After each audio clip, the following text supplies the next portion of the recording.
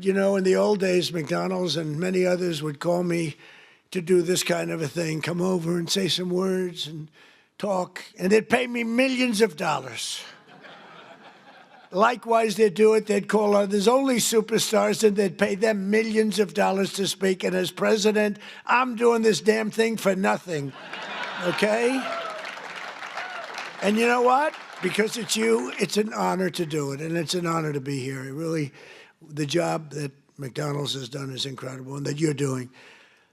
But as you may have heard, I'm also one of your all-time most loyal customers. I really am. Well, other, I think that's good. I'm pretty sure that's good. While other politicians fly around on campaign planes stocked with expensive catering, on Trump Force One, prior to ascending to Air Force One, which is quite a nice plane also, we served only McDonald's almost every time. On occasion, we couldn't find one, which is pretty hard to believe. We'd go another route, but we really did. You fed us very well, and I even got Bobby Kennedy to eat a Big Mac.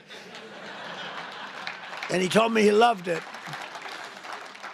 He didn't want that publicized. He told me he loved it. I thought it was great.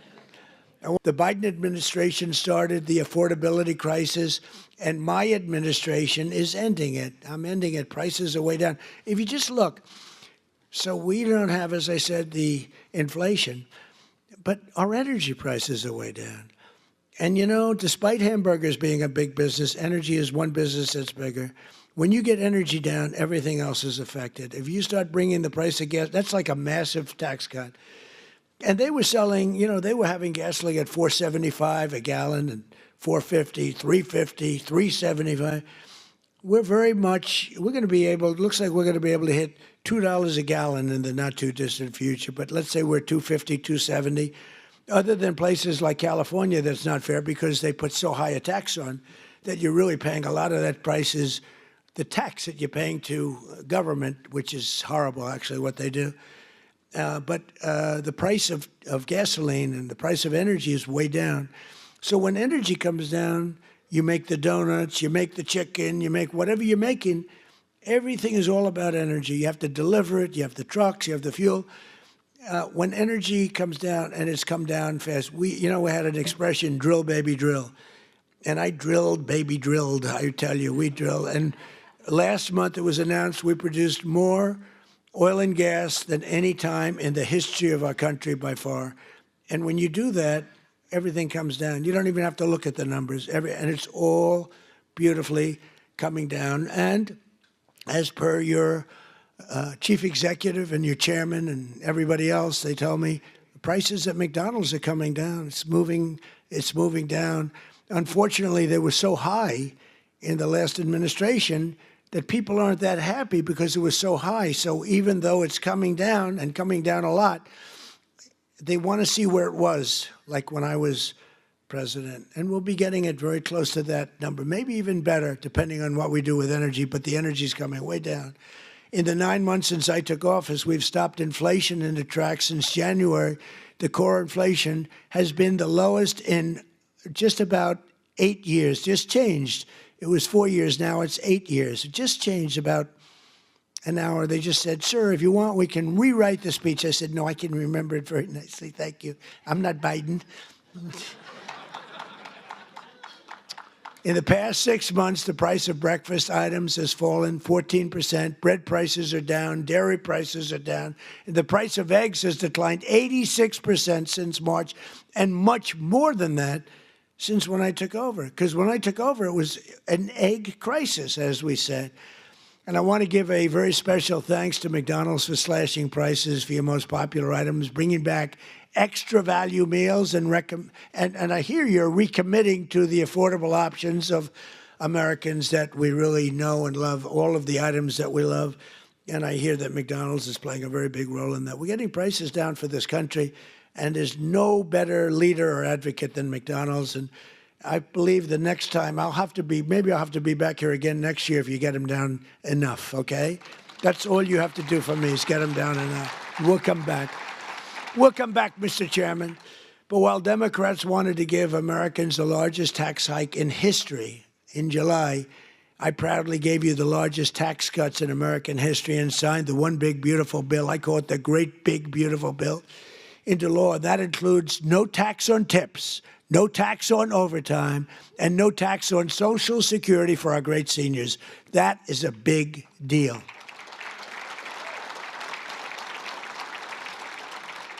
So the great big beautiful bill is the biggest piece of legislation ever passed in our country's history. It gives expensing to you as owners, where you do something, you can expense it, you can take it off in 1 year instead of 38 or 40 years. It gives you so many things. And I'm not giving it to you, I'm giving it to the people that you're hiring, because I'm giving it for jobs. You're going to expand, you're going to do tremendously. You spend money and you can write it off quickly as opposed to over a period of many, many years. The typical waiter, waitress, or police officer will take home roughly $2,000 extra each year because of just what we've done on taxes. And the tax cut bill, and I call it the tax cut bill, is also a big boost to small businesses like yours. It includes permanent expensing. And again, the biggest thing I did in my first tax cut bill, and this also expanded and extended that, was the expensing, the 100% expensing. But now we have the expensing for a 10-year period, so for 10 years. And frankly, I sort of said, let's make it 2 years because, you know, I want the results to be immediate. 10 years, they can take their time. I had a lot of pushback, including from these guys. They said, no, the right thing. It might have been good for us politically, but it would have been, it's better what we did ultimately for the country. So we have 10-year full expensing. Nobody thought that was possible to get. We also expanded tax relief for all franchisees and made the pass-through deduction permanent. It's now permanent. And very importantly, under our tax cut bill, we virtually eliminated the unfair estate tax or death tax, so you can keep your family business in the family, your children, if you love your children. If you leave your beautiful place to your children, you won't have estate tax, small business. Now, if you don't love your children, you don't really care what I'm saying right now. I've only had 2 or 3 people over the years that say, I take a vote. Does anybody in this room dislike their children where you're not leaving it to your children? And, you know, it's always blank, blank, blank. Then all of a sudden, one guy about 6 rows back, okay. And I thought he was kidding. I said, oh, that's so funny. I'm not kidding. My kid is no good. I'm not. And I said, this is amazing. So he's not so happy with this, but it's all right. But think of it, you know, farmers especially, where they'd have a farm. And you know the expression, the land rich, cash poor a little bit, but they have a great, wonderful thing and a way of life that they wouldn't change with anybody, not even a franchisee, right? They don't want they don't want a McDonald. If they have a farm, they love their farm, just like you love what you're doing. But the farmers were dying, leaving their farm to their children. The value of the farm was high. They'd go out, they'd have a tremendous estate tax or death tax, and it would so much. I mean, the percentage is crazy how high. They'd end up losing the farm in bankruptcy. They'd go out and borrow all this money to pay the tax, the estate tax. They'd put a mortgage on the farm, and they'd end up losing the farm. Many of them committed suicide. They would commit suicide. It was such a horrible thing that was happening. And we've ended, think of that, the death tax, the estate tax on the small businesses. So I hope you're around for a long time. You don't have to think about it, but it's a great thing for your family, and it's, you know, a great thing for longevity. You know, you treat your franchise just like a farmer treats his farm. You love it. I know you're there early, you're cleaning it, little touch of paint here or there. There's a little spot on the ceiling, drives you crazy, right? It's, you know, it's love. It's love for what you do. It's amazing the job you do, too. I see it. I've been in plenty of McDonald's that clean beautifully. You must have some awfully good incentives because they are really amazing places, the job that's done. But upon taking office, I signed an order requiring that for every new regulation, 10 old job-killing regulations have to be eliminated. So if we put in a new regulation, then we get rid of 10. Otherwise, you don't get the new regulation. And, you know, we got rid of the drip, drip water. We call it the drip, drip, where drip drips out of the sink. States with tremendous water, so much water they have nothing but problems getting rid. They had restrictions on water. It comes down from heaven, right? They had restrictions on water. So you want to wash your hands? Or like me, I want to wash my hair. I lather up. Then I turn that, and there's no water. The water's drip. They put a restrictor on. I won't mention the third item in the bathroom because I always get criticized. I used to mention that, but I don't mention it anymore because you know what I think you do. If you don't know what I'm talking about, then you shouldn't be owning a McDonald's franchise. You wouldn't do well even with a McDonald's franchise. But no, the water restrictions totally lifted. All restrictors are gone. And you know, it's interesting. Your dishwashers were covered, right? You had no water. I was with some of the people that make them, Whirlpool and others, and they said, sir, they won't give us the water to use in our dishwashers or use in our washing machines. The washing machines have no water. I mean, it's like a glass of water, half a glass of water. We need water. And I said, how bad is it? He said, well, like the dishwasher. They put the dishes in, and they just keep pressing the button, they end up using more water. So I gave them, as you know, unlimited water. Biden came back with a rigged election, and he immediately restricted the water again. But I came back in and immediately unrestricted again. So now you have unlimited water to clean your damn dishes, okay? And other things. Your hands. Didn't you hate that? You walk in to wash your hands. I'm a big hands guy. I like to wash my hands. You know, I used to hate shaking hands. Now, once you run for office, you better like shaking hands or you got a problem. You ever see a politician? No, I don't want to shake hands. Can you do that? I don't think you wouldn't be a politician very long. I actually thought that with COVID, that would be the end because, you know, they didn't want you to shake. I said, well, but then it came back a little bit slowly, and then eventually. But when you're a politician, you have to shake hands. So I like washing my hands. And you'd go into the sink, new places generally, and you turn on the water, and there's literally no water. And how about the places that think they're going to save a fortune, so they spend a lot of money, where the water turns off there. You press the thing, which you hate to do, you know, your hands, you don't like to press. So you get the towel, you press it, you wash it, and the water stops. So they have both a restrictor and a stopper. You get like 4 drops of water. Tell me, do we really get rich with that? Okay, do we really? This is so ridiculous. So I undid all of that nonsense. But we did much more important for you. We've rescinded the insane Biden energy regulations on ovens, cooktops, microwaves, and ice makers that were driving your costs through the roof. You have no longer restrictions in that. I hope you understand. But I did better than that, too.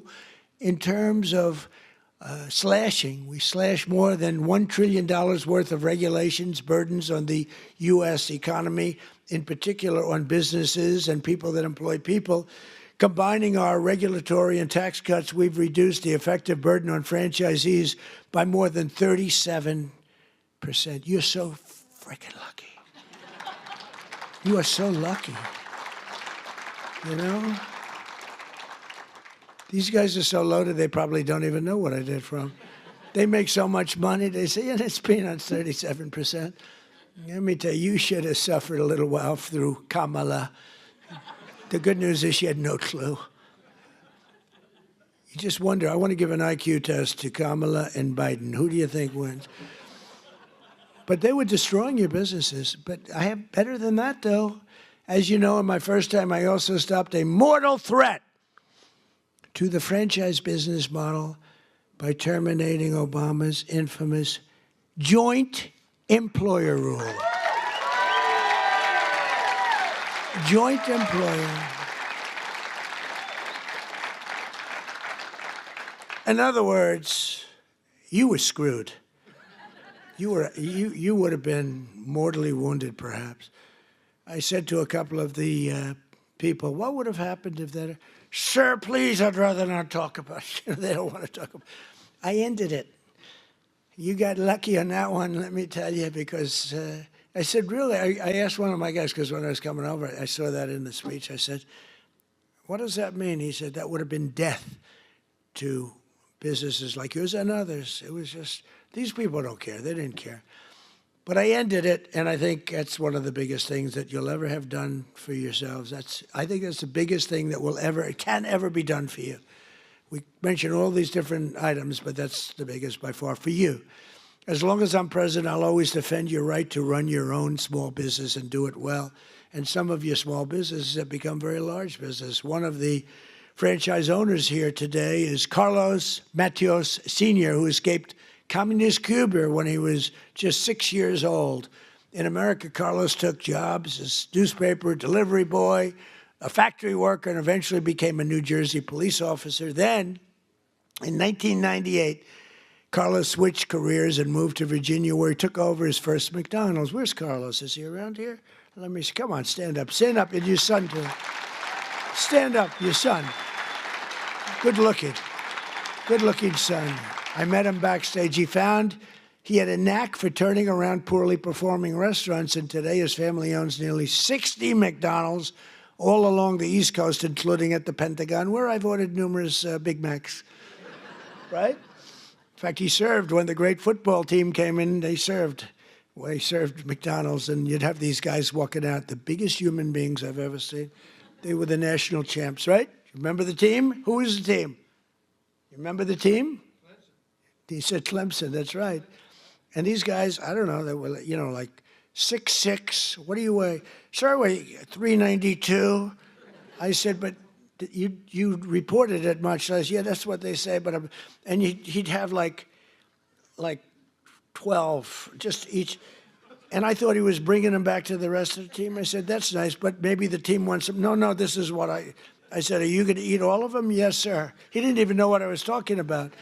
But you served it, and you did a great job. In 2019, when we hosted that great Clemson Tigers at the White House, I literally brought dozens of quarter pounders from McDonald's.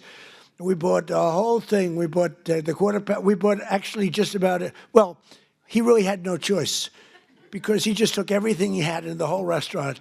We got whatever the hell, probably whatever didn't sell, we got, right? But Carlos is here with Carlos Jr., his son, who started as a cashier and now runs dozens of the restaurants. Congratulations, fellas. What a great family. Congratulations.